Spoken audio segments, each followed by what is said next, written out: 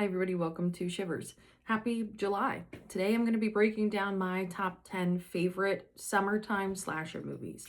So I'll kind of rank them as I think they're more beginner friendly versus not, but this is my list nonetheless. So every single summer I watch the movie The Summer of '84.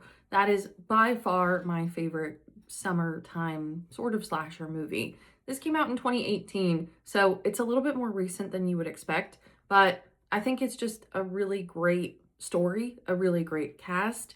It is fantastic on the mystery front. I would really give this like a 4.5 out of 5. I think The Summer of '84 is for anybody. I would say even if you're not the biggest horror fan, as long as you know how to sort of like follow a story, you're golden. I think people who are more akin and favored towards mysteries or thriller might like this a little bit more than your typical horror fan, but I showed it for our Shivers Discord last summer, and so many people had never seen it before and loved it. So already have really great reviews from kind of the peanut gallery of Shivers.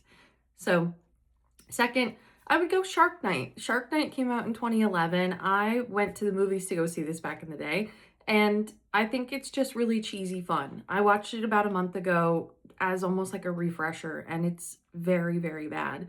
So, going into it, knowing that it is a truly cheesy, it's the bad version of Cabin in the Woods. It's if Cabin in the Woods did everything it should not have done. So, it still gives you that like camaraderie vibe, the teenage angst, the what are we going to do this summer type of thing, and adds sharks into the mix. So, yeah, it pulls on the fears of what a lot of people have this time of year of lakes and not knowing what's at the bottom of the lake. It's also that small town horror of what happens when you come to this small town when you don't belong here. So, there are a lot of tropes that I think are definitely worthwhile, but is this a good movie? No. So I'm not even going to give it a rating, but I will tell you it's kind of for anybody and it's just a lot of fun. If you're looking for more of that like guilty pleasure fun, Shark Night is what I would recommend. And Sarah Pattinson is in it from Disney, which is kind of fun. So in third, I would put Evil Dead. This is from 2013 specifically. Evil Dead from 2013 is one of my all-time favorite movies. So I don't know if I would necessarily leave it on just the summertime list, but I feel like I have to add it. You know, I am a huge sucker for that stereotypical summer camp slasher. I love a summer camp slasher. And while this doesn't give you the summer camp, you still get the cabin in the woods. You still get the fears of what's going on at this location that we have found out here.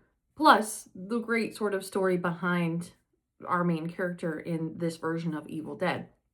I will say, Evil Dead from 2013, definitely not just for anybody. This is very gory, very scary.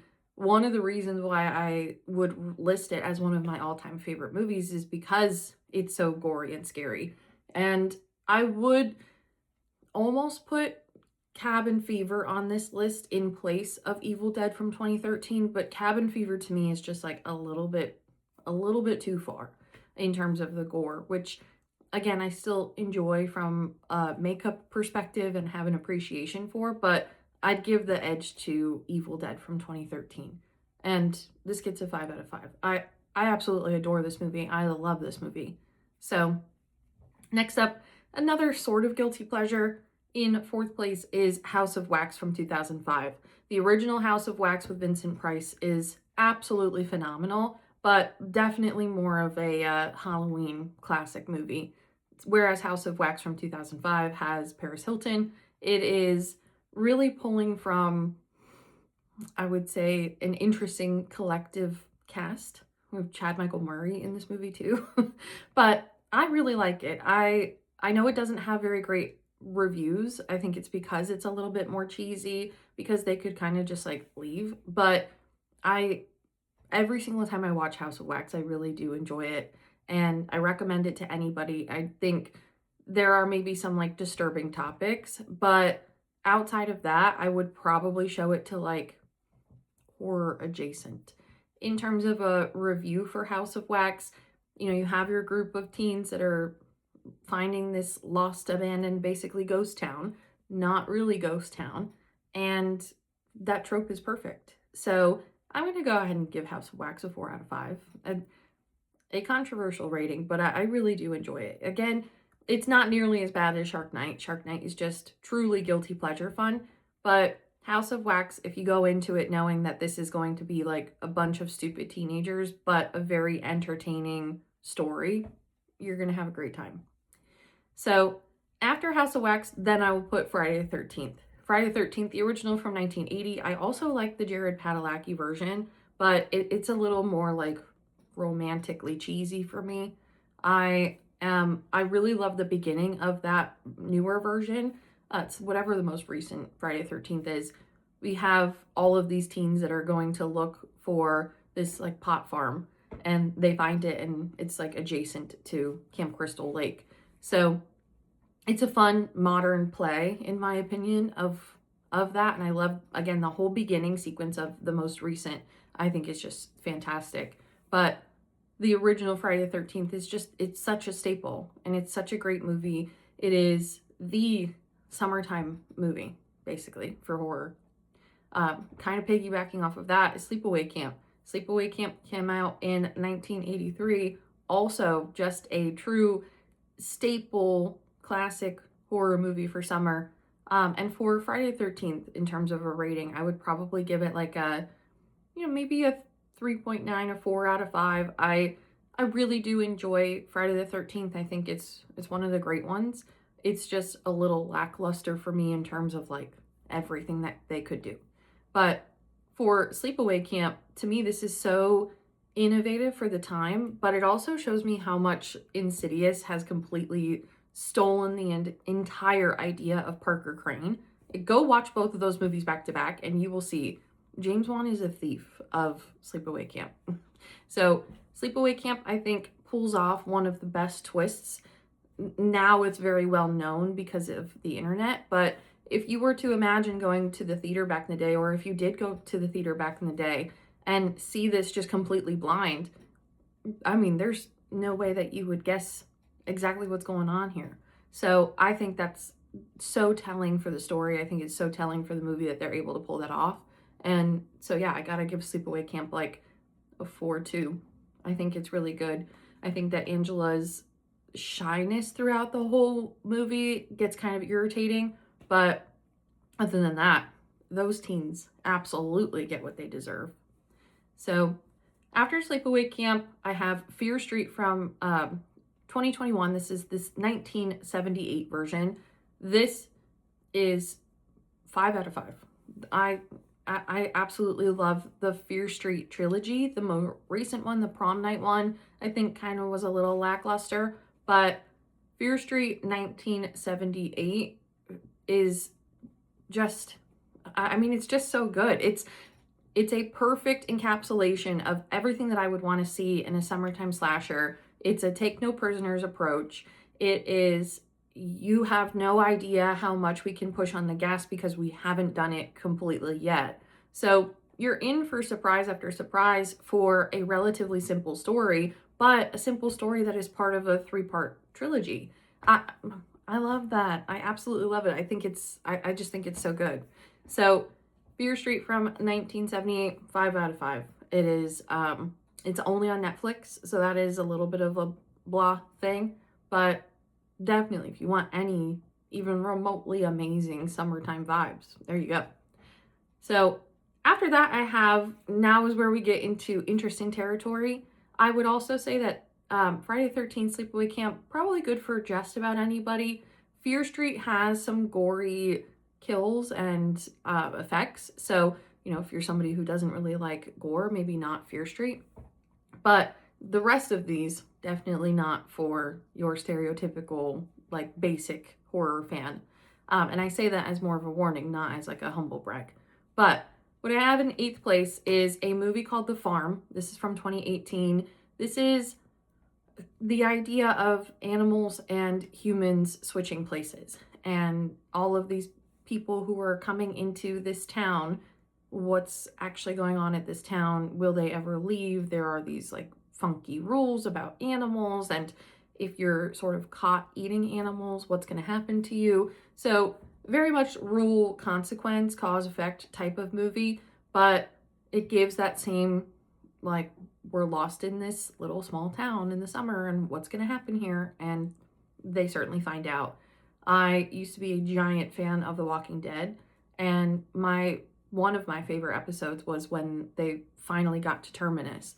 And Terminus was this, like, supposed to be sanctuary, but they were luring people there to eat, to consume them.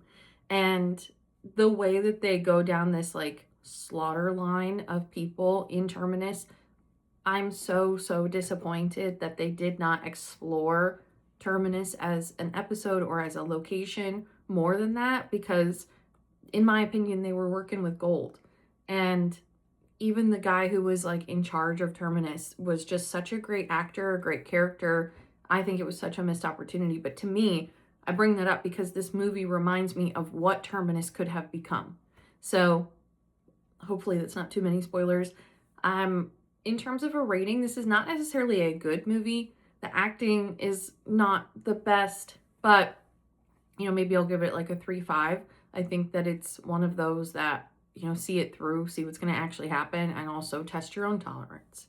So after The Farm, in the exact same feeling, the exact same genre, we have Wrong Turn from 2003. I'm a sucker for the Wrong Turn movies. I have not seen the most recent one because everyone told me it was horrible. And so I haven't decided on my own opinion of that yet because I haven't watched it. But I really like the Wrong Turn movies. I think they are genuinely scary. As someone who has driven through the woods of West Virginia, it is that scary. So yeah, I mean, I love Wrong Turn. I think that all of them, the majority of them, are great summertime watches, but especially the first one. I just watched it a couple of weeks ago again as, like, again, I'm watching these for summer of my own. And it's just, I really do enjoy it. Every time I watch it, I find myself having a good time. It's actually scary. The acting's pretty decent. So yeah, I love Wrong Turn. But in terms of a rating, what would I give Wrong Turn, the original? I don't know. Maybe, I mean, definitely scary, definitely gory, but, you know, maybe like a 3.8 out of 5. So after that, for our 10th spot, we have Nobody Sleeps in the Woods Tonight. This is also a Netflix movie, and this is in a different language. So you have to either turn on their, like, English dub or subtitles. So it does take it away a little bit, but this is a summer camp, but much more modern. So this came out in 2020, and this is all focused on these kids trying to get away from their technology. So their parents have sent them there so they can't be on their phones, they can't be using their devices. And it's kind of this idea of, like, what do these dumb kids do when they're not distracted? And what you can imagine happens. So I think it's great. I think there's a really great twist in this movie. It's just, to me, like, the dub that gets kind of annoying. So it's hard to tell about acting. It's hard to give this, like, a fair rating because of that. But I do like it as a much more modern twist. I would say if you liked the more recent Texas Chainsaw Massacre, which was also by Fede Alvarez, who did Evil Dead from 2013, the most recent Texas Chainsaw, it's definitely lackluster, but it's cool how they pulled in that modern approach. So that modern side of the new Texas Chainsaw, pull that into Nobody Sleeps Alone or Nobody Sleeps in the Woods Tonight, and you'll get that same sort of vibe. I wouldn't be surprised if more people were on both projects, but I do like it. Like I said, I think it has a really good twist. So if you're looking for something unique, I would go with that. I do have 2 sort of honorable mentions on here. Not movies, but really things that I revisit every summer. So American Horror Story Season 9. This was 1984. This is one of, if not my favorite season of American Horror Story. The acting every year that I watch it seems to get worse and worse. But other than that, I think that this is just absolutely phenomenal. I love this season of the show. I think they did a really great job. They pull in the true crime of Richard Ramirez, the Night Stalker, back in that time in California, coupled with the idea of this actual haunted summertime camp, mixed with then almost like Halloween and Michael Myers getting released from the penitentiary and going back to the camp. So you do have Matthew Morrison for anybody who's also chronically online like me, which is very, very funny to see him in this. And a couple of other like really great people, but the regular American Horror Story people as well. I don't believe Sarah Paulson is in this season, which I also know a little bit of a hot take. I really don't like Sarah Paulson, so I'm not missing her in this season. But I think it's great if you would rather a show instead of a movie. That would be my recommendation. And then I also have as another honorable mention a game, but the Quarry. So all of those super massive games that I talk about all the time, those choose your own adventure games, the Quarry is one of them. So there are sort of theories that the Quarry and Until Dawn are coupled together, like they live in the same universe. But the Quarry came out in 2022. This is that choose your own adventure game, but they do have what's called movie mode. And so you can make decisions ahead of time and then just watch the whole movie play out, which I think is really kind of fun and entertaining. So not only is it great to play through, it is the very last night of these kids at summertime summer camp. And we have David Arquette. We have a couple other actual actors in this as well. So it just feels like an animated movie, but it's really great. It is probably my favorite of the Supermassive games because of that. I don't, you're gonna have to tally for how many times I say summertime slasher in this, but it gives it that vibe. It's authentic, it's real. You have these, I don't necessarily want to spoil it, but you have these creatures that are coming out at the nighttime, and they are very similar to the Wendigo that are from Until Dawn. So it gives you a little bit of that nostalgic pull. I would say you don't have to be a gaming fan to like this game or to even like the watch through, the playthrough of it, just as long as you are a horror fan that likes a little bit more of that, I don't want to say cheesy, but like traditional summertime scares, then I would recommend the Quarry. I would recommend the Quarry nonetheless. So that is the list of my 10 plus 2 honorable mention summertime slasher movies. I hope that you enjoyed that list. Share some of your favorites as well. What do you come back to every summer, especially at that halfway to Halloween mark where we're at sort of right now. But yeah, excited to hear all of your thoughts. Thanks as always for your support, for listening. It's July, so all of our events are up for July. We'll start posting some for August, which is really exciting. Everything can be found on shivershaunted.com or meetup.com/shivershaunted. So thanks again for your support. We'll see you next week.